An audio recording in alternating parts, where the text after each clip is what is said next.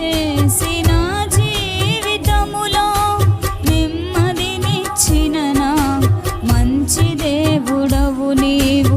ఇదిగో దేవా నీకు కోటి స్తోత్రములు, అందుకొనుము ఈనా స్తుతి పాత్రను. ఇదిగో దేవా నీకు కోటి స్తోత్రములు, అందుకొనుము ఈనా స్తుతి పాత్రను.